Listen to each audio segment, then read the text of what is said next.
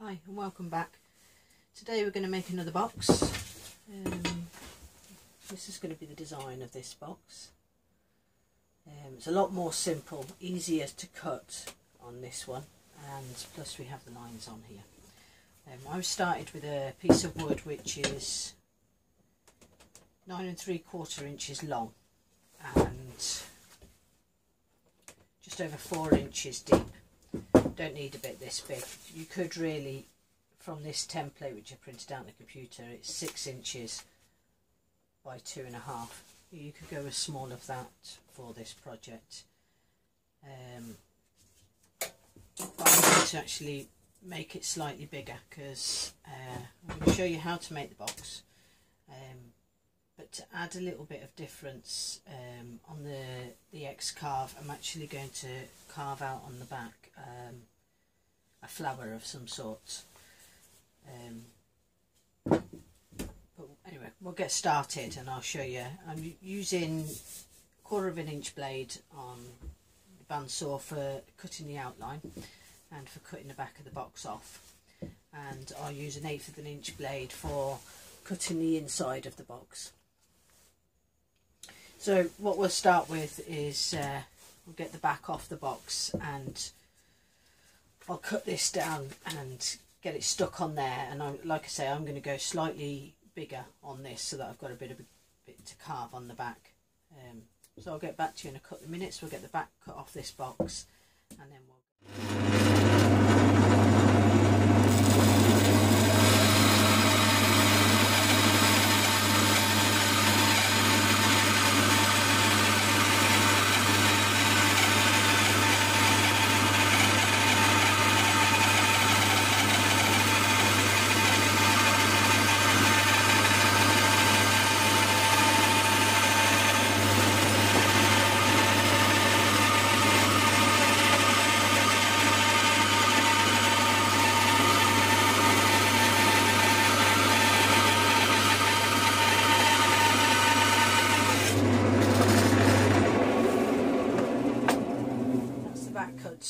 off from it. I'll actually put this on bench sander and just make sure that the two edges are nicely finished. On this piece of wood, actually, it turns out not to be so good because there's actually sap running through it, but for the demo purposes I'm just going to continue using it anyway. It shouldn't, I think it's just slightly in, so it probably won't affect too much my back, but we'll see how it goes. We'll just keep going with this. So now that's the back cut off, I shall go away and just put those on the bench sander. Got the transfer on the front. I just wanted to say this template came out of a book, Sculptured Bandsaw Boxes, a very popular box book. It's by a female woodworker, and I'm not very good at pronouncing her name, but it's Louise Kino Ventura. She does all the designs and that in the box. She doesn't do much these days because I think she's got health problems, so she doesn't do too much now, but her books are well worth looking at. You usually get a couple of plans in at the beginning, and they'll talk you through every stage of the box. I don't think this is one of the boxes that she does a plan on, so it'll be beneficial anyway. So I'm now gonna, I cut it around the edge there. I'm actually just gonna stick it onto there, and then I'm going to draw my outline of where I go after that. I can probably pick the best side of the box to do. I'll probably go this side because I don't really want that knot in it for the CNC machine. I don't know, it might tackle the knot okay, but I'm not going to take the risk having it too close, so I shall actually put it over to this end of the box here and try and get that knot in. I quite like a knot in the wood, it looks really good, and I usually epoxy the knot in to make sure that once it's all finished it doesn't move. So I'll come back when I've got all that prepared and ready to go, and then I'll be onto the bandsaw, and it'll be the 1/4 inch blade again, and we'll do the run of the outline. That'll be to combat the problem with the sap in the wood. I've seen a tip on YouTube one time about using hot air gun across the wood to crystallise it, and that should solve the problem. So I just thought I'd share with you that I'm actually going to try that before I sand off the wood. I've done that one there. It smokes quite a lot, so I've had to have the door open. Sorry that noise, the cat's on my roof. So I'll do this for a few minutes and just see if it does make any difference once it's sanded and that, and let you know how we get on with that.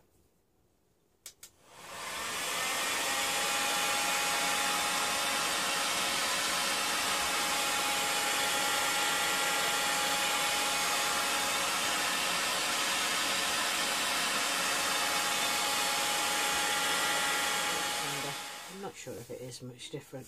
I think that'll still be an issue, but maybe if I'd have spent maybe another 10 or 15 minutes doing it. I was only on it for about 10 minutes heating it, so maybe if you took longer it would work, but I'm just going to carry on for today so that I can get this video to you. I wouldn't use wood with sap in at all, but anyway, that's it. So I'll get the bandsaw set up now and I'll get ready to cut. I've sellotaped it all on ready. I've just to make the line for the inner box, and that'll be me ready to go. So next time you see me, I will be at the bandsaw this time.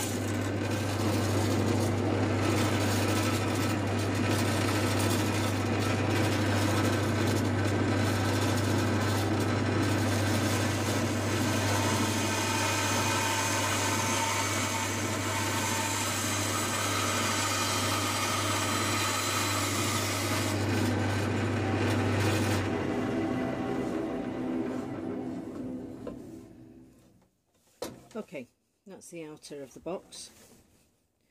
We'll go over to the other bandsaw now and we'll cut the inner with an 1/8 inch. I probably could have cut it with a 1/4 inch, but it's a bit easier to move the curves with the 1/8 inch. And the way that I'll actually do it is I will actually come around and up to this point, and then I'll reverse the blade back out and then cut at that point. But I often stop the machine there, because if you try to pull it out with the curves, sometimes it's pulled the whole blade off its runners. So when I go over to the other machine, I'll cut this line first, and then I'll come back out and cut this line, and you end up with a little bit of a point on there. I don't really want it to be too sharp, so I'll probably stop it just short and then maybe go round. Let's hope I remember that when I'm on there. Okay, that's the first bit done.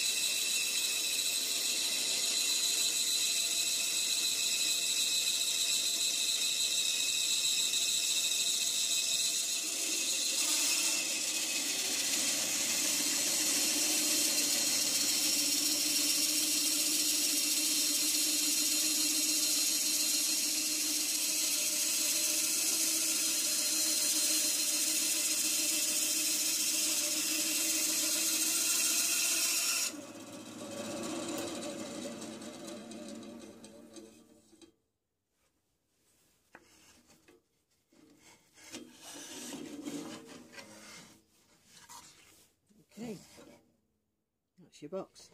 So that's the inner box, and the outer box, all cut. Went quite well, managed to get a nice round edge on it. I do, as I've said before, it's all freehand, so let me get a better pencil. So I tend to just put a line on like this. You could be a lot better than that and use a measure and get the line exact. But I tend to just randomly go off what I think it will be. So the back will be there, the front of the box will be there. That's my simple lining. Actually worked out at about just under ½ an inch for the front and the back, and that'll give plenty of space into here. Now on the pattern of this box, it actually has where the drawers can go, which is really handy. So it sort of gives you an idea of where they should be. So usually what I do when I use a template like this, I just mark the top to where those lines go up,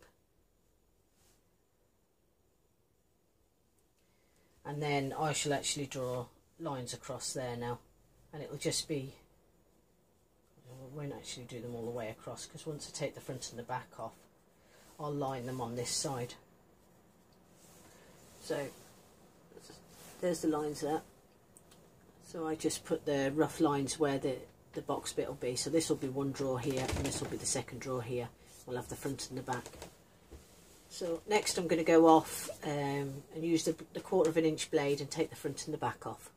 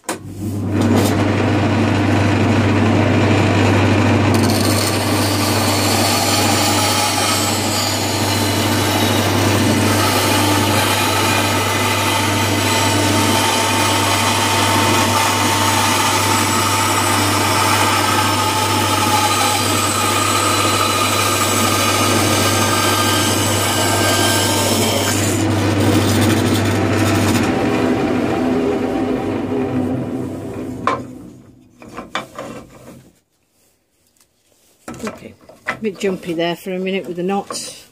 You sometimes get that. That's the front and the back, all cut, ready. Now time to get the drawers done. About done. I've done the outline on my wood as well now, lined it up properly, and I just freehand, oh, excuse me, freehanded just the inside of the box. Just did the normal measure across the bottom. Took the marks from the top. Look a bit closer. Took the marks from the top and just went down, lined it up. I will cut 2 straight lines on this one because I want the deepness of the corners. I will probably do that on the 1/4 inch blade. Just go down those 2, and then I'll go over to the 1/8 inch blade because I can do complete cuts for those 2. I don't know whether you noticed, but when I was by the bandsaw, because this had so much sap in it, it's actually all stuck to the blade. So this will be the last box that's done with that blade. A 1/4 inch blade would usually last you a long time, but just with the sap, it's actually just stuck to it and just wrecked the blade. And that's the reason you don't want to use sap in wood.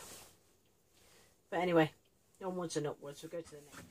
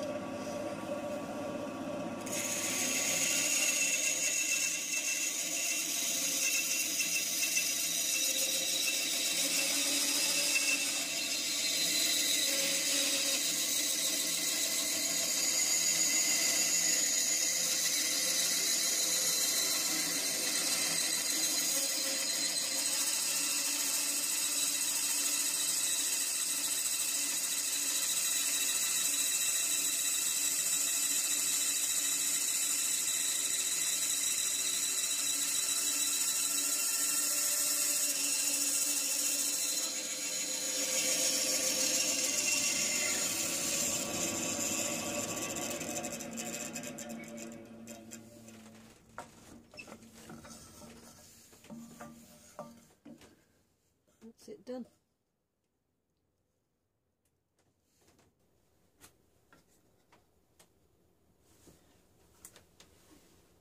Time to glue up now.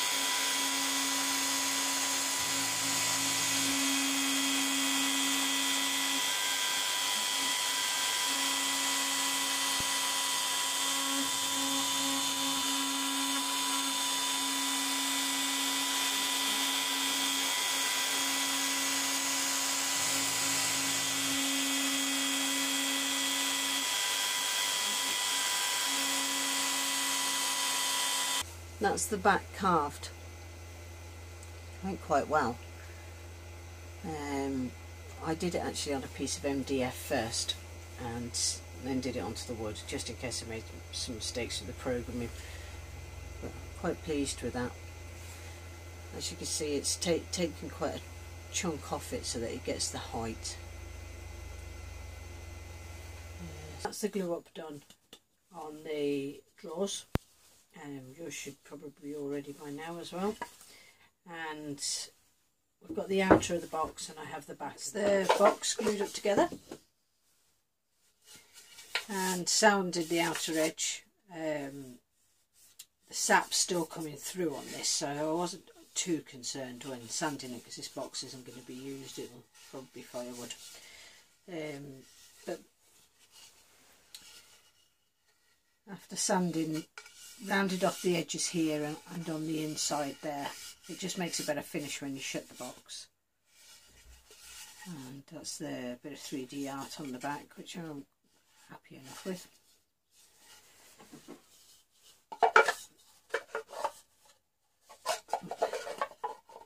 The box should slide in. Now, I made a big error with this box. When I was sanding it, I sanded too much in there, but like I say, this box is going to be for firewood, so I'm not too concerned about it all. It did finish really nice and quite, there's a little bit of a ridge on there, but I'm not too worried about that at all.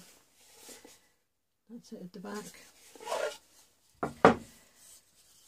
Drawers come out quite nice, quite deep. You don't do too much sanding for those because I use the suede text in there, which you put the glue on first and then you put the flock in onto there.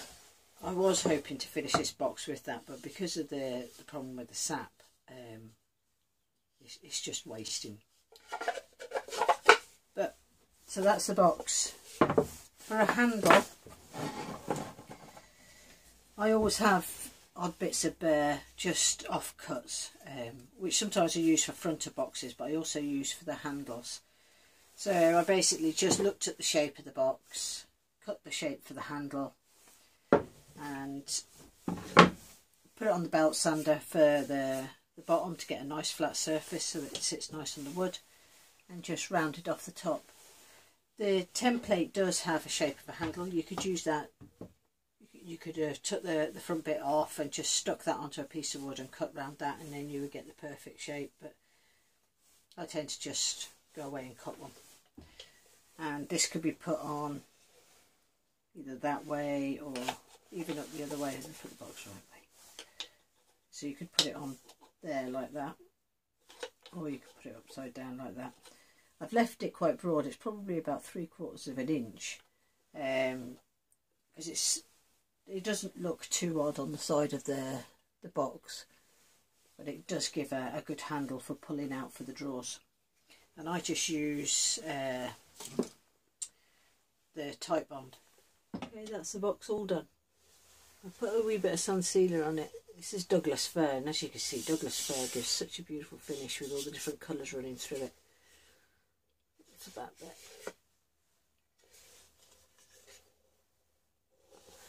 And the knot in the back. It's come out nice.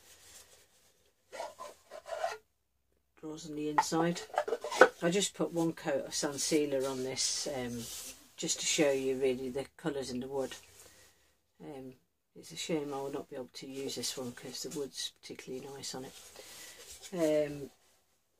So that's it, all done. Just wanted to give you one last show of it done, complete, with the handle and all that on. Works really well.